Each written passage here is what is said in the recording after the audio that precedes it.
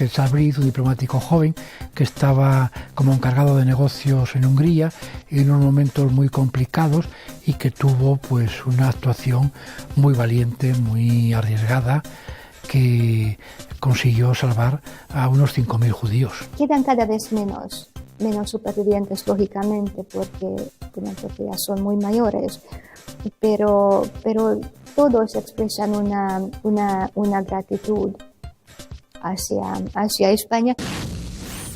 Dentro de la escuela madrileña y dentro del género del retrato, hay que decir que probablemente sea la segunda figura más importante del barroco hispánico, después de Velázquez. Carreño nos demuestra hasta qué punto el lenguaje de la pintura española era un lenguaje que debía mucho a tradiciones foráneas.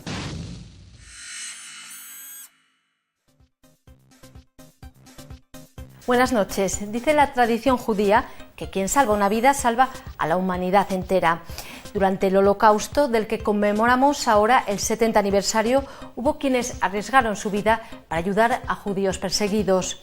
Uno de ellos fue el empresario alemán cuya historia conocimos a través de la película La lista de Schindler. Pero hubo más iniciativas que quedaron silenciadas por las condiciones políticas del momento. Les vamos a contar una historia que durmió en el silencio durante más de 60 años hasta que el periodista asturiano Diego Carcedo la rescató.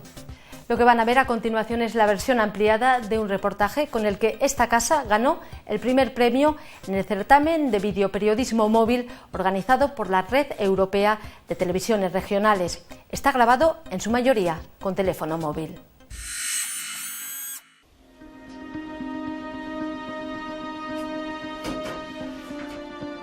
Estos archivos de la Legación Española de Budapest han guardado durante décadas el secreto de una historia de heroísmo silenciada.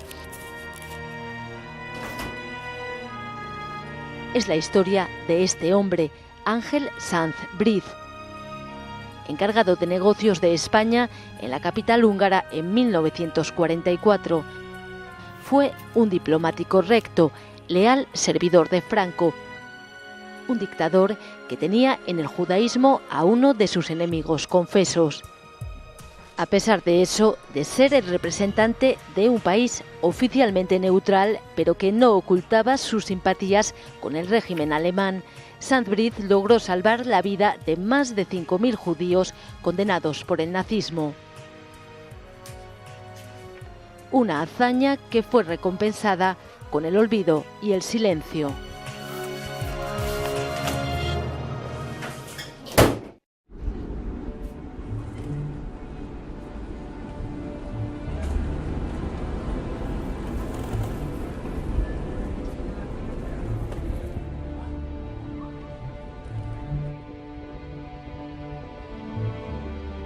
Budapest, 1944.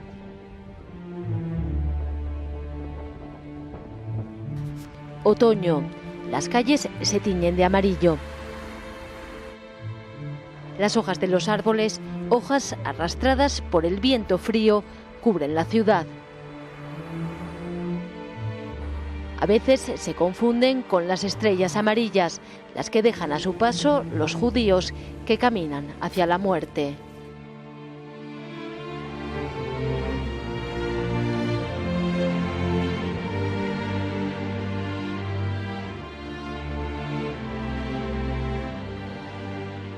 En ese momento era lo que tenía preferencia en la política tanto alemana como la política húngara, que era acabar con los judíos, quedaban 400 y pico mil, era liquidarlos a todos.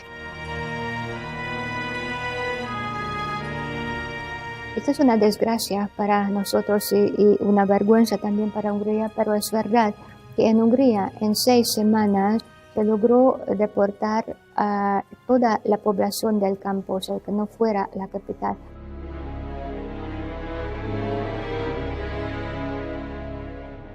Ya los alemanes estaban perdiendo la guerra y habían tenido que retirarse de la mayor parte del este de Europa. Los soviéticos estaban cercando, habían ocupado ya una parte de Hungría y estaban cercando prácticamente la ciudad.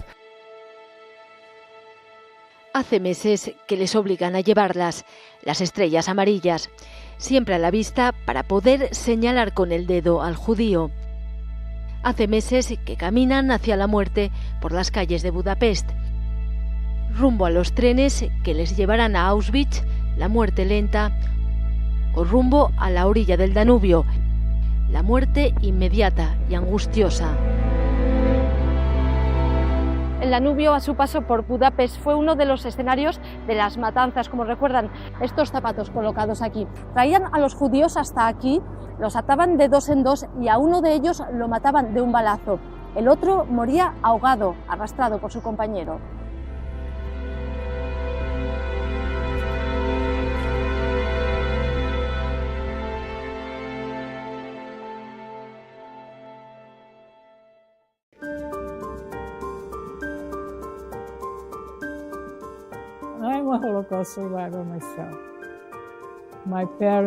Soy una superviviente del Holocausto.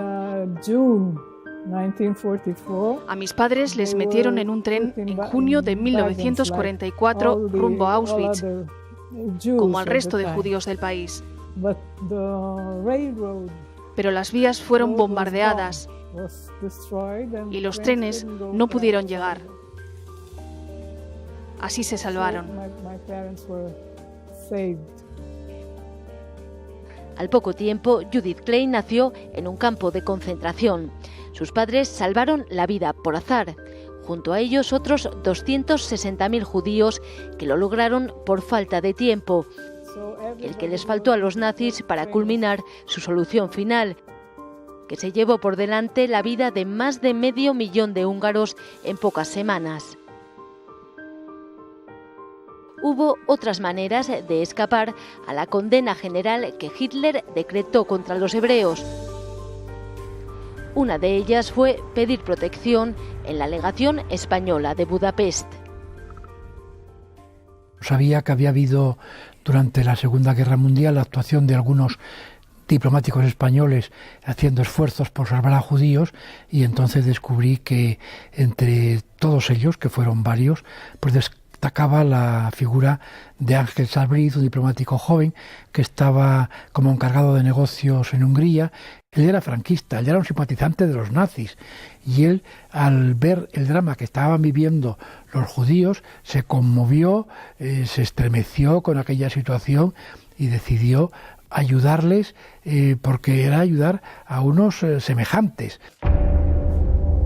En este sótano de la legación ocultó a sus primeros protegidos, los empleados judíos de la sede diplomática, que se convirtieron en sus principales colaboradores.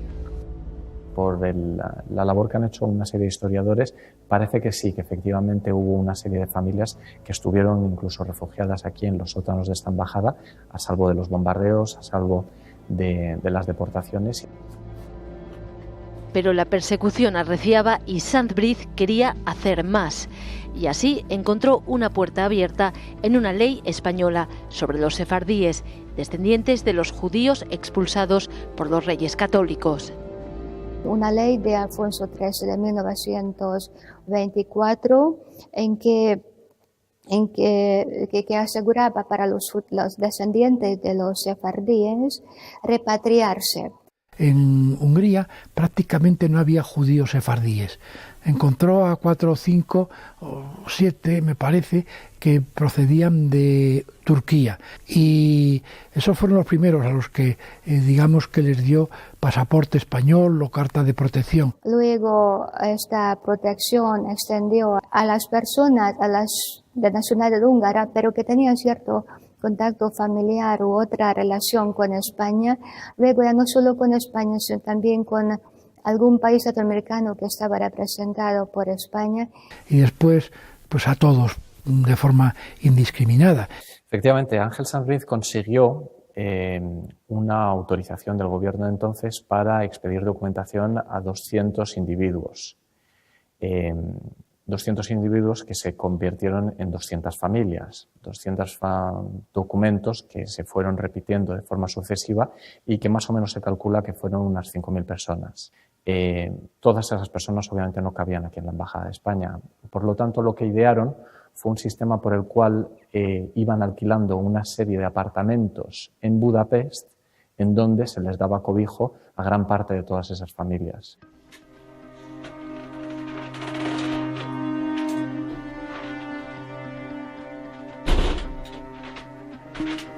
Los judíos eran concentrados en el gueto.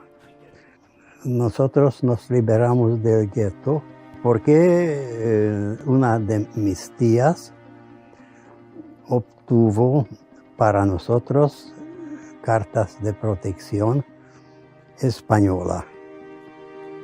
Iván Harsanyi fue uno de los judíos acogidos en las casas de la legación. Tenía 14 años. Su única relación con España era un familiar con el que no tenían contacto, que vivía en Argentina. Es nuestra carta de protección. Figuran en esta carta mis abuelos, mi hermana menor, yo mismo y nuestra tía que obtenió la carta de protección, aunque nunca estaba en la casa española, pero estaba en la casa mi madre, que no figura en esta carta de protección. No importa, el resultado era lo mismo, que se salvaron. Él también lo logró. Hoy tiene 84 años y a sus recuerdos une lo estudiado como historiador en décadas de investigación en archivos. Del Ministerio de Asuntos Exteriores, en Madrid, rescató una lista enviada por Sanz Briz con los nombres de los judíos a los que prestó documentos y protección. Pero esa realidad que el diplomático dibuja ante sus superiores se queda corta. En la lista de Sanz Briz figuran solo 1.800 y en las casas españolas en las últimas semanas se colocaban más de 3.500. Él informó a su gobierno sobre los hechos de la protección, pero muchos detalles no escribió en sus informes.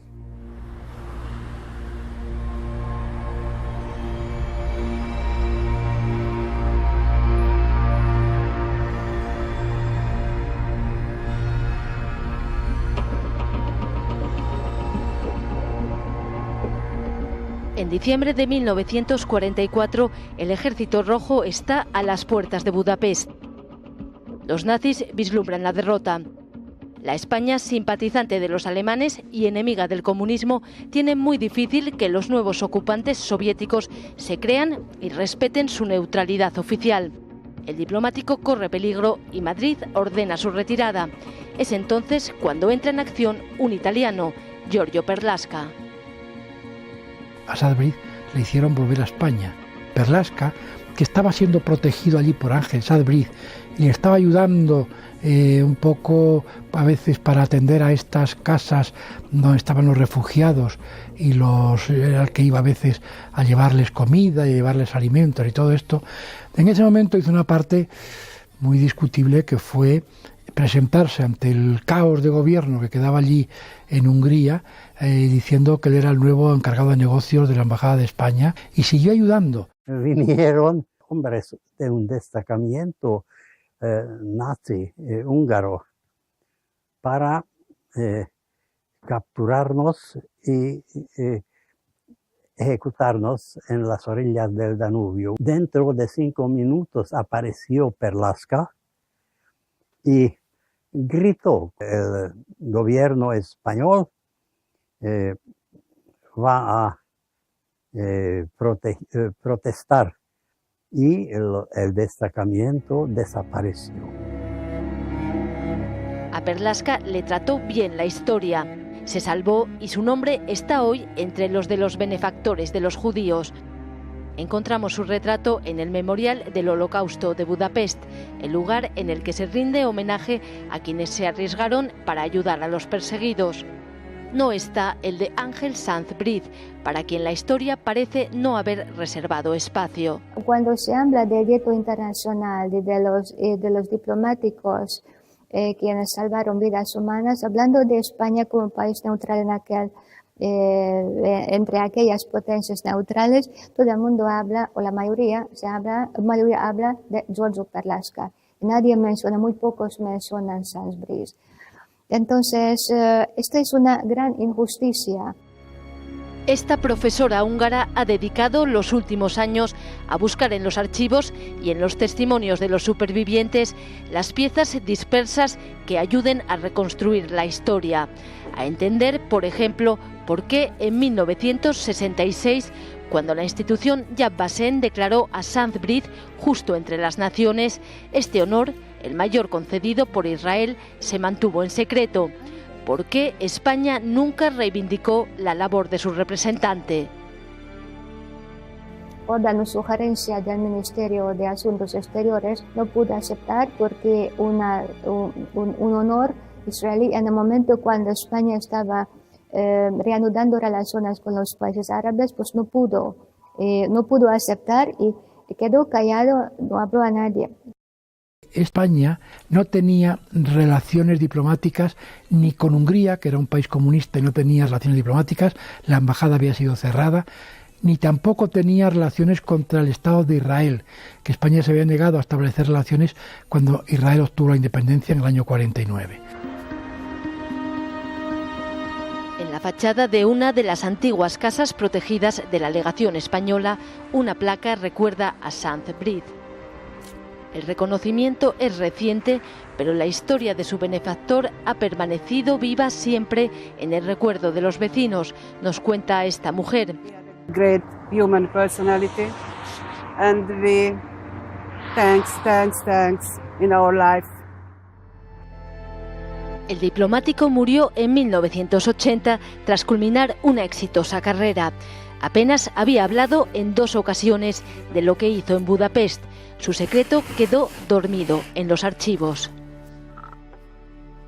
Ángel Sant Brit nunca presumió de lo que había hecho, ni lo difundió especialmente.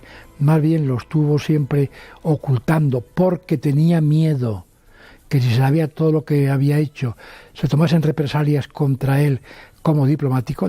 Cuando se trataba de la actuación de Sant Brit en Budapest, no dijo nada, sino mostraba así. Cerrar la boca. Pasados unos cuantos años, cuando España estaba sufriendo un aislamiento y un bloqueo internacional muy importante, pues sí puso en marcha una operación encaminada a decirle al mundo que Franco había salvado a muchos judíos, y atribuyéndose estas actuaciones de los diplomáticos, pero que en la práctica, en el caso concretísimo de Ángel Sant Brit y de alguno más, tengo que decir que fue fundamentalmente mérito propio.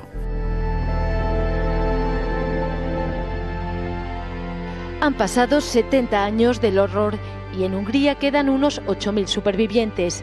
Niños de entonces que han vivido soportando el peso de una de las peores historias jamás vividas.